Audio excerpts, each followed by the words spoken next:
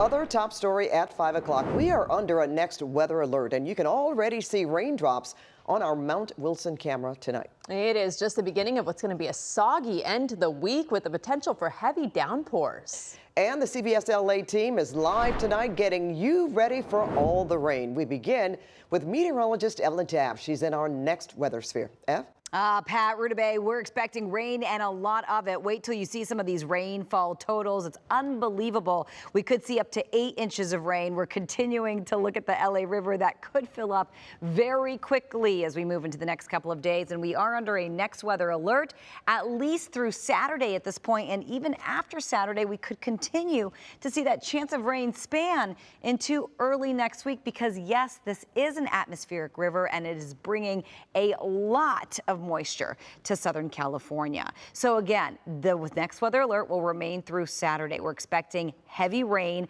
and moderate rain as well, but heavy at times. And as we take you through your futurecast right here, it is set for 4:30 tomorrow morning. That's where that rain really intensifies. We could see rain before that, but we could see much heavier rain after. And of course, we're going to take you through the rest of your futurecast, your hour-by-hour forecast for your neighborhood coming up in just a little bit. So don't go away. Pat, Rudabay, back to you in the studio. All right, we'll be back to you shortly too, Evelyn. Thank you. And the calm before the storm with that next weather alert that Ev just told us about in effect through the weekend. Residents, of course, are bracing for the worst. Our team coverage continues with CBS LA's Jeff Nguyen in Malibu talking to residents still reeling from storm damage not too long ago. Jeff. Rudabay and Pat, we did get a few sprinkles here earlier, but right now one of the points of focus is that scarred hillside right behind us where you see that tarp right there. And tonight, the County of Los Angeles is offering free sandbags. I have a lot of anxiety. Lynn Beeler is worried about the infamous Las Flores Creek behind her Malibu nursery. Here would have been more 1 foot, this area. In February, heavy rain sent mud across Pacific Coast Highway and into Duke's restaurant and her shop.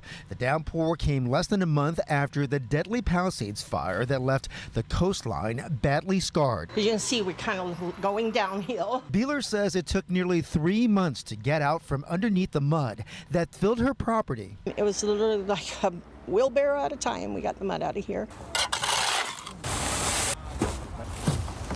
Beneath dark clouds, LA County Public Works crews are handing out. Andy Belansky picking up some at the Malibu Library. He lives around the burn scars of the Franklin fire that erupted nearly a month before the Palisades fire. We live in Malibu, and you know, every few years things happen. So you just have to be more, like I think I'm more prepared today than I ever have been. He says having an escape route mapped out well before an emergency is vital. Laura Weiss is planning to close her vintage clothing shop at least until the storm passes, packing up her merchandise to prevent them from getting damaged. Everything's elevated. Obviously, you can see we've kind of even hung the shelves up on the wall a little bit higher just in case. Tears were worth a mile.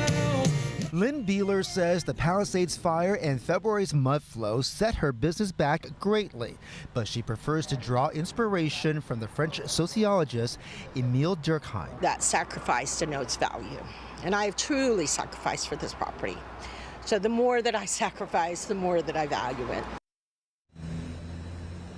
The city of Los Angeles is issuing an evacuation warning beginning tonight at 6 o'clock through 11 a.m. Sunday for people living near the burn scars of the Palisades, Hearst, and Sunset fires. We now continue our team coverage with our colleague, Zach Boetto. Zach, take it away. Hey Jeff, we actually had to come down the mountain to find some signal, but 2 hours ago we were right up there talking to Forest Falls residents who say their main concern is damaging flash flooding, similar to what happened here 2 months ago. Oh my gosh, the creek just busted loose. Look at our driveway. Millions of gallons of rain and mud barreling through Forest Falls back in September. People here hoping the next few days won't bring a repeat. Starts with rain, and it could be a little rain, and then all of a sudden it's just buckets, it's pouring. If you know things are starting to look bad, especially if you're near live near a creek bed, it's time to get out. You gotta leave. Channels like this one in the San Bernardino Mountains during the last round of heavy rain supporting massive debris flows which damaged homes like this one here. And 2 months later, much of the damage still remains. But some residents like John Galvan, My third trip. are getting their sandbags ready to divert what rain they can and holding on to hope that the rainfall won't hit Forest Falls or their street as hard as last time. Oh my God. Everybody do what you gotta do to prepare, be safe, hunker down, make sure you pick up everything you need as far as food. In a place where the roads can be hit by flooding and the trees can be threatened by wildfires, severe weather is very impactful. But those who live here say it's all part of the experience. The place here is so incredibly beautiful and wonderful that the risks are worth it. At least, yeah, you have to be that kind of crazy to be able to stay here. And back out here live, if you are still looking for sandbags, the San Bernardino County fire stations will have sand and bags until they run out. We're live in Mentone. I'm Zach Boetto, CBS LA.